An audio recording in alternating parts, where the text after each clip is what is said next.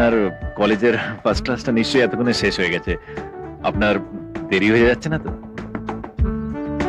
এমনিতেও সেকেন্ড ক্লাসটা অতটা ইম্পর্টেন্ট নয়। ও,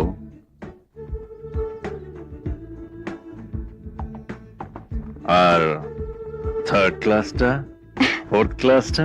হ্যাঁ, আজকে কোনো ক্লাসই ইম্পর্টেন্ট নয়।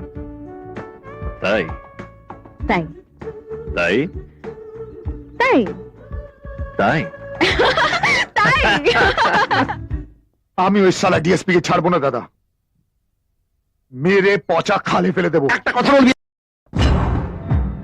তোর জন্য একটা পুলিশের কাছে আমায় কালাগাল দিতে হয়েছে।